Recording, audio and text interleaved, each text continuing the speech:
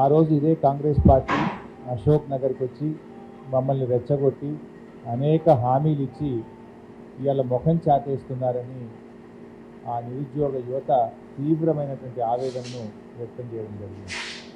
మొన్న ప్రజా దర్బార్కు వెళ్ళి planning board vice chairman Chinnareddy గారి కాళ్ళ మీద పడ్డా కూడా ఈ ప్రభుత్వానికి కనికరం లేదు, ఈ ప్రభుత్వం మమ్మల్ని మోసం చేసింది అని చెప్పి నిరుద్యోగ యువత ఇవాళ తీవ్రమైనటువంటి ఆందోళన వ్యక్తం చేస్తారు. అంటే ఈ ప్రభుత్వం తీరు ఎట్లా ఉందంటే ఓడదాటేదాకా ఓడమల్లప్ప, ఓడదాటినాక బోడమల్లప్ప వ్యవహారం లాగా ఈరోజు రాష్ట్రంలోని కాంగ్రెస్ ప్రభుత్వ వ్యవహార తీరు శైలి ఉన్నది. ఆ రోజు ప్రతిపక్షంలో ఉన్నప్పుడు నిరుద్యోగ యువతకు అనేక హామీలు ఇచ్చారు, అనేక మాటలు చెప్పారు, వాళ్ళందరినీ రోడ్ల మీదకి తెచ్చారు, వాళ్ళని రెచ్చగొట్టి రాజకీయంగా లబ్ధి పొందారు. సంతోషం.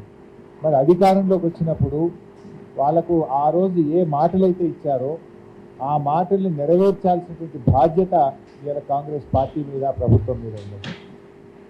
ఇవాళ ప్రజా దర్బారుకు వెళ్ళి కాళ్ళ మీద పడ్డ కనికరం లేని ప్రభుత్వానికి తప్పకుండా రాబోయే రోజుల్లో తగిన గుణపాఠం కూడా చెప్తారు. ఇప్పటికైనా నేను ఒకటే కోరుతా ఉన్నా, దేశజాలకు పోకండి, నిరుద్యోగ యువతకు ఇచ్చిన మాట నిలుపుకోండి. ఈరోజు వాళ్ళు ఇచ్చిన ఇది దరఖాస్తు పార్టీ కార్యాలయానికి వచ్చి గ్రూప్ 1 ఉద్యోగులు ఇచ్చినటువంటి దరఖాస్తు, ఇది గ్రూప్ 2, గ్రూప్ 3 పరీక్ష రాస్తున్నటువంటి నిరుద్యోగ యువకులు ఇచ్చినటువంటి దరఖాస్తు. ఇవాళ వాళ్ళు 2-3 విషయాలు స్పష్టంగా చెప్తా ఉన్నారు. ఒకటి, గ్రూప్ 1 ప్రిలిమ్స్లో పాస్ అయినటువంటి విద్యార్థులకు 1:50 కాకుండా 1:100 చొప్పున మెయిన్స్ ఎగ్జామ్కు అవకాశం ఇవ్వాలని, తద్వారా ఎంతోమంది ఎస్సీ, ఎస్టీ, బీసీ విద్యార్థులకు మేలు జరుగుతుంది.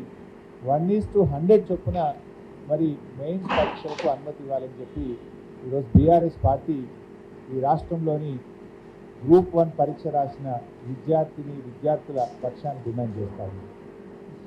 ఆ రోజు ఇదే కాంగ్రెస్ పార్టీ మరి ప్రెస్ మీట్లు పెట్టి అశోక్ నగర్కి వెళ్ళి నిరుద్యోగ యువకులతో సమావేశాలు పెట్టి మేము అధికారంలోకి వస్తే 1:100 చొప్పున మెయిన్స్ పరీక్ష రాయడానికి అవకాశం ఇస్తామని చెప్పారు. అంతేకాదు మీకు ఒక వీడియో కూడా చూపిస్తాను. అసెంబ్లీలో ఈనాడు ఉప ముఖ్యమంత్రిగా ఉన్న బట్టి విక్రమార్క గారు కూడా 1:100 చొప్పున మెయిన్స్ పరీక్షకు అనుమతి ఇవ్వాలని చెప్పి ఆయన అసెంబ్లీలో డిమాండ్ చేశారు. మరి ఆ రోజు అశోక్ నగర్కి వెళ్ళి మాట్లాడతారు, అసెంబ్లీలో మాట్లాడతారు. ఈరోజు అధికారంలోకి వస్తే ఎందుకు 1:100 అనుమతి ఇవ్వడం లేదు అని చెప్పి నేను అడుగుతా ఉన్నాను. అంటే ప్రతిపక్షంలో ఒక మాట, అధికారంలోకి వస్తే ఇంకో మాట ఉంటుందా? ఎందుకు మీరు మాట తప్పుతా ఉన్నారు? ఆ యువత వచ్చి మీ కాళ్ళ వేళ్ళబడ్డా కూడా కనికరం చేయడానికి, కనీసం స్పందించడానికి నేను అడుగుతా ఉన్నాను. ఆ రోజు బట్టి గారు మాట్లాడినటువంటి వీడియో కూడా ఈరోజు మీ ముందు అసెంబ్లీలో ఆయన మాట్లాడిన వీడియో కూడా చూపిస్తాం. చాలా సంవత్సరాల తర్వాత ఈ రాష్ట్రం వచ్చిన మొదటిసారి వాళ్ళకి నోటిఫికేషన్ ఇచ్చారు అధ్యక్ష. 1:50 వాళ్ళ ఎలిజిబిలిటీ ఇచ్చారట. 1:50 కాకుండా 1:100 ఇస్తే ఎక్కువ మంది చాలా సంవత్సరాల నుంచి ప్రిపేర్ అవుతున్నారు కాబట్టి అవకాశాలు బాగుంటాయి. కాబట్టి దయచేసి 1:100 ఇవ్వాల్సిందిగా నేను మీ ద్వారా రాష్ట్ర ప్రభుత్వాన్ని ఆలోచన చేసి అవకాశం ఇవ్వాల్సిందిగా కోరుతా ఉన్నాను. ఆ రోజేమో 1:100 ఇవ్వాలని యువతను రెచ్చగొట్టారు. మేము అధికారంలోకి రాగానే 1:100 అవకాశం ఇస్తామని చెప్పారు. ఈరోజు ఎందుకు ఇవ్వడం లేదు? ఎందుకు మాట తప్పుతున్నారు? నిరుద్యోగ యువకులకు సమాధానం చెప్పాలని చెప్పి మేము డిమాండ్ చేస్తున్నాం. రెండవది, ఈరోజు వాళ్ళు ఇంకొక బ్యాచ్ కూడా గ్రూప్ 2, గ్రూప్ 3 ఉద్యోగాలకు సంబంధించి కూడా బీఆర్ఎస్ పార్టీకి దరఖాస్తు ఇచ్చారు.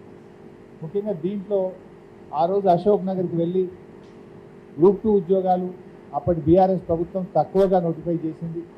గ్రూప్ 3 ఉద్యోగాలు చాలా తక్కువగా నోటిఫై చేశారు. రాష్ట్రంలో చాలా ఖాళీలు ఉన్నాయి. మేము అధికారంలోకి వస్తే గ్రూప్ 2లో మరో 2,000 ఉద్యోగాలు అదనంగా కలిపి పరీక్ష పెడతామన్నారు.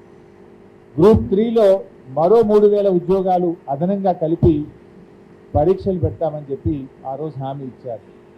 కానీ ఈరోజు పిల్లలు వెళ్ళి అడిగితే ఏమంటున్నారంటే ఇప్పుడేం అవకాశం లేదు, అన్ని పోస్టులు ఖాళీ లేవు అని ముఖం చాటేస్తున్నారు. సార్, ఇవాళ ప్రధాన ప్రతిపక్షంగా మీరైనా ఈ ప్రభుత్వం మెడలు వంచండి, శాసనసభలో ప్రశ్నించండి అని చెప్పి ఆ నిరుద్యోగ యువత ఈరోజు మాకు వచ్చి రిప్రజెంట్ చేయడం జరుగుతూ ఉంది. నేను అందువల్ల కాంగ్రెస్ ప్రభుత్వాన్ని డిమాండ్ చేస్తా ఉన్నా, ఆ రోజు మీరు ఇచ్చిన హామీకి అనుగుణంగా గ్రూప్ 2కు మరో 2000 ఉద్యోగాలు జోడించాలని, గ్రూప్ 3కి మరో 3000 ఉద్యోగాలు జోడించి ఈ పరీక్ష నిర్వహించి నిరుద్యోగ యువతి యువకులకు ఇచ్చిన మాట నిలబెట్టుకోవాలని చెప్పి నేను కాంగ్రెస్ పార్టీని ప్రభుత్వాన్ని డిమాండ్ చేస్తా ఉన్నా. ఇక మూడో అంశం, ఎగ్జామ్కు మధ్య కనీసం 2 నెలలు గ్యాప్ ఉండాలని గతంలో కాంగ్రెస్ పార్టీ డిమాండ్ చేసింది. ఈరోజు ఏమైతుందంటే 17th జూలై నుంచి 31st జూలై వరకు BSc ఎగ్జామ్ నిర్వహిస్తూ ఉన్నారు. ఆగస్టు 7, 8 తేదీల్లో గ్రూప్ 2 పరీక్ష నిర్వహించారు. అంటే ఎగ్జామ్ మధ్య కేవలం 7 రోజుల సమయం మాత్రమే ఉన్నది. గతంలో కాంగ్రెస్ పార్టీ పిల్లలు ఎట్లా చదువుకుంటారు, కనీసం 2 నెలలు గ్యాప్ ఉండాలని చెప్పి మాట్లాడినటువంటి కాంగ్రెస్ పార్టీ ఈరోజు పిల్లలు పోయి మాట్లాడితే అవకాశం లేదు అని చెప్పి ముఖం చాటేస్తున్నారు, మాట తప్పుతున్నారు అని చెప్పి పిల్లలు అంటా ఉన్నారు. సంగీత అనే ఒక అమ్మాయి పరీక్షలు రాయడంలో తేదీలు దగ్గరగా ఉండి ఒత్తిడిలో ఆత్మహత్య చేసుకున్నదని కూడా ఆ పిల్లలు మా దృష్టికి తెచ్చారు. ఆ ఒత్తిడికి లోనైపోయి దగ్గర పరీక్షలు పెట్టడం ద్వారా ఇదే అశోక్ నగర్లో కోచింగ్ సెంటర్లో శిక్షణ తీసుకుంటున్న సంగీత అనే అమ్మాయి ఈ మధ్యకాలంలో ఈ ప్రభుత్వం వచ్చిన తర్వాత ఆత్మహత్య చేసుకోవడం జరిగింది. అంటే నిరుద్యోగ యువత ఆత్మహత్య చేసుకున్నా మీకు కనికరం లేదా? మీరు కళ్ళు తెరవరా? మీరు ఆనాడిచ్చిన భాషణలు ఏమైపోయినాయి, ఆనాడిచ్చిన ఉపన్యాసాలు ఏమైపోయినాయి? ఇప్పటికైనా ఆ యువతకి ఇచ్చిన మాటకు అనుగుణంగా పరీక్షకు మధ్య 2 నెలల కాల వ్యవధిని పెట్టాలని చెప్పి ప్రభుత్వాన్ని నేను డిమాండ్ చేస్తా ఉన్నాను.